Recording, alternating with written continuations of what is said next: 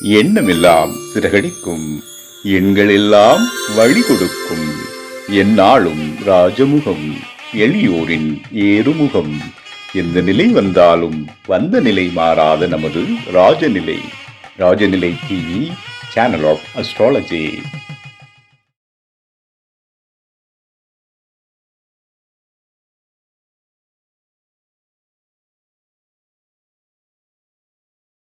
வாழ்க வையகம், வாழ்க வையகம், வாழ்க வளமுடன். அம்மா அப்பா பாதம் பணிந்து வணங்குகிறேன். ஜோதிட குருமார்களுக்கும் நவகிரகங்களுக்கும் பஞ்சபூதங்களுக்கும் பிரபஞ்சத்திற்கும் அன்பான வணக்கம். கதிரவன் மதியம் அங்காரகன் முந்தியும் கருணை உள்ள சுரதம் குருவும் காரவன் காரியம் ராகுவும் கேதும் கருதுமிகு சுகமாக 11ஆம் இடம் வந்து உச்சநிலையான் என்று பரிவோடு மருந்தால் செய்யும் என்றோ. உலகெங்கும் உள்ள ராஜநிலை டிவி ரசிக பெருமக்கள் அனைவருக்கும் உற்சாகமான காலை வணக்கம்.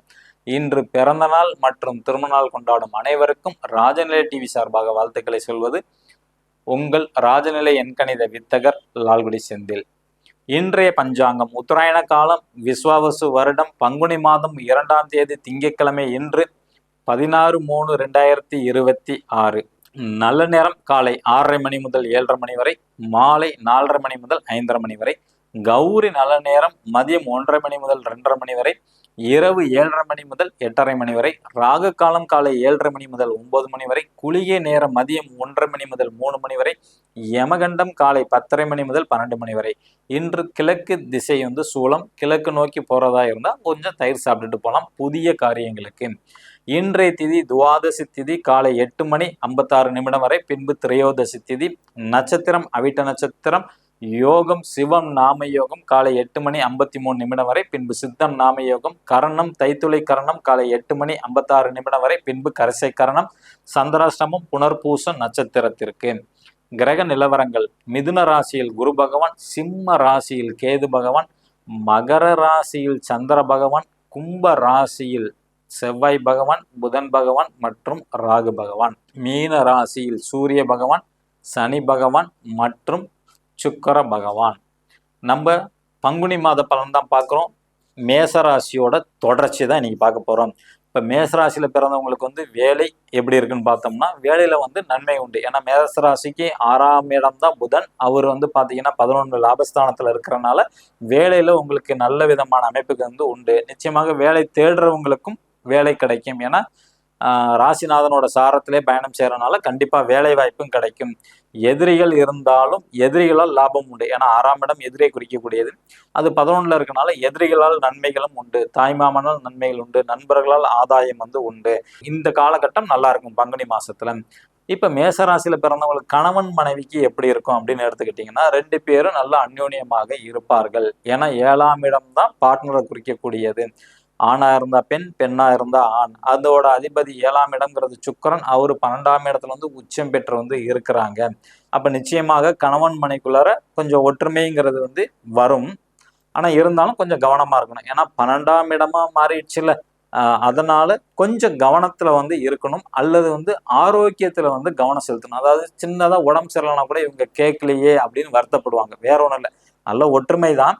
அந்த ஒற்றுமை எங்க விலகும் அப்படின்னு கேட்டீங்கன்னா, இப்ப வந்து மேசராசியில ஒரு பையன் பிறந்திருக்காங்கன்னா, அவங்க மனைவி வந்து உடம்பு சரியில்லாம இருந்தாங்கன்னா, இந்த பையன் வந்து அதை பத்தி கேர் பண்ணாம விட்டுருவாங்க. அதனாலதான் இந்த கருத்து வேறுபாடுங்கிறது உள்ளார வரும். அப்ப அதை நீங்க தவிர்க்கிறது ரொம்ப நல்லது. அதே மாதிரி கணவன் மனைவிக்குள்ளார வந்து பாத்தீங்கன்னா, ஆரோக்கியத்துல வந்து கொஞ்சம் கவனம் செலுத்துங்க. இந்த மாசம் கொஞ்சம் சோம்பல் தன்மை வந்து வரத்துக்கு வாய்ப்புகள் அதிகம் உண்டு. இது திருமணம் நடக்கக்கூடிய காலமா மேசராசிக்கு அப்படின்னு கேட்டீங்கன்னா, திருமணம் தாமதம் தான். ஏன்னா 7ஆம் அதிபதி 12ல போய் உச்சமடைஞ்சு மறைஞ்சிருக்கிறாங்க. அதனால கொஞ்சம் தாமதமா தான் நடக்கும். 9ஆம் இடம் தந்தை. ஓகேங்களா? 9ஆம் இடம் தந்தை தனுசு. குரு பகவான் சுயசாரத்துல வந்து இருக்கிறாங்க. அதனால தந்தை எந்த செயல் செஞ்சாலும் ஒரு முறைக்கு 2 முறை செய்ய வேண்டியதா வரும். அல்லது மற்றவங்கள்ட்ட நெருங்கிய உறவு நண்பர்கள்ட்ட வந்து கேட்டுட்டு செஞ்சாங்கன்னா அந்த காரியம் வந்து வெற்றி அடையும். முதல் தடவை செஞ்சாருன்னா அந்த காரியம் வந்து ஃபெயிலியர் ஆகும். ஓகேங்களா? அதே மாதிரி வந்து அவரை பொறுத்த வரைக்கும் ஆன்மீக நாட்டம் அதிகமாக இருக்கும். கொஞ்சம் விரக்தியா இருக்கிறதுக்கான வாய்ப்புகள் அதிகம் உண்டு. அல்லது வந்து வெளியூர் வெளிமாநிலம் போறதுக்கான யோகத்தையும் வந்து கொடுக்கும் தந்தைக்கு பொறுத்த வரைக்கும். 10ஆம் இடம் மாமியார் தொழில். ஓகேங்களா? 10ங்கிறது சனி பகவான் தான். ஒரு 12ஆம் இடத்துல வந்து இருக்கிறாங்க. மாமியாருக்காண்டி அதிக செலவு செய்யக்கூடிய சூழ்நிலை வரும். அல்லது நீங்க தொழில் செஞ்சுட்டு இருந்தீங்கன்னா அந்த தொழிலுக்காண்டி நீங்க அதிகப்படியான செலவுகள் வரும். தொழில் விஷயமாக நீண்ட தூரம் பயணம் செய்யக்கூடிய அமைப்புகள் வரும். அப்போ போகும்போது வந்து பாத்தீங்கன்னா வண்டியில போகும்போது வண்டியில இன்சூரன்ஸ், லைசன்ஸ், ஹெல்மெட் எல்லாம் போட்டிருக்கீங்களான்னு பாத்துங்க. கார்ல போனா சீட் பெல்ட், அதுக்குண்டான டாக்குமெண்ட் எல்லாம் கரெக்டா இருக்கான்னு பாருங்க. ஏன்னா ஃபைன் கட்டக்கூடிய காலம் இந்த பங்குனி மாசத்துல வந்து வரும் மேச ராசிக்கு. அதுல கொஞ்சம் கவனமாக இருக்க வேண்டும். தொழிலும் வந்து 12ஆம் இடத்துல இருக்கனால கொஞ்சம் மந்தமா தான் இருக்கும். அடுத்து மூத்த சகோதர சகோதரி, மருமகன் மருமகள் 11ஆம் இடம் குறிக்கக்கூடியது.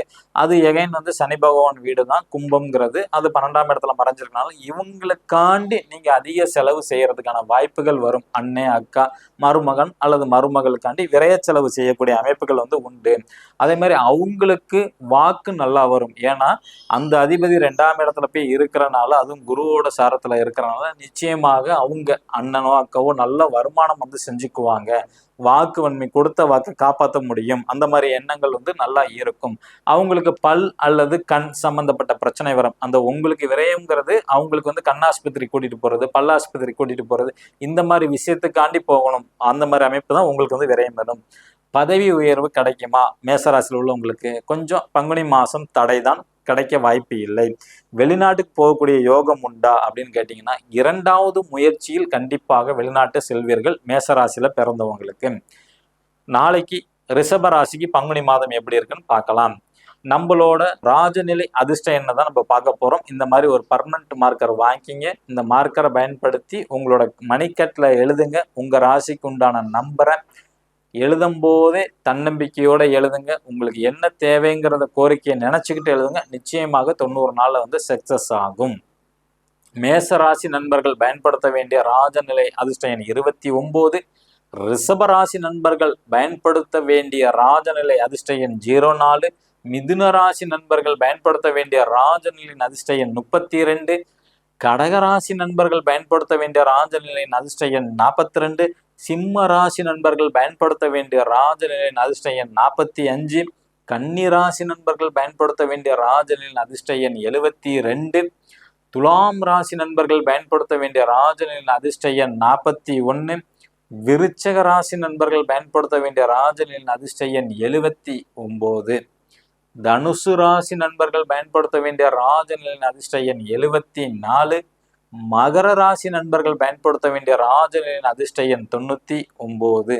கும்ப ராசி நண்பர்கள் பயன்படுத்த வேண்டிய ராஜநிலையின் அதிர்ஷ்ட எண் 95. மீன ராசி நண்பர்கள் பயன்படுத்த வேண்டிய ராஜநிலையின் அதிர்ஷ்ட எண் 06. இது அனைத்தும் காமன் பலன் தான். உங்க ஜாதகப்படி அதிர்ஷ்டமான மொபைல் நம்பர் வேணும்னா கீழே உள்ள நம்பருக்கு தொடர்பு கொள்ளுங்க. இந்த நாள் இனிய நாளாமே அடியேனும் பிரபஞ்சத்திடம் பிரார்த்தனை செய்து கொண்டு விடை பெற்றுக் கொள்கிறேன். உங்கள் ராஜநிலை எண்கணித வித்தகர் லால்குடி செந்தில். நன்றி, வணக்கம், வாழ்க வளமுடன்.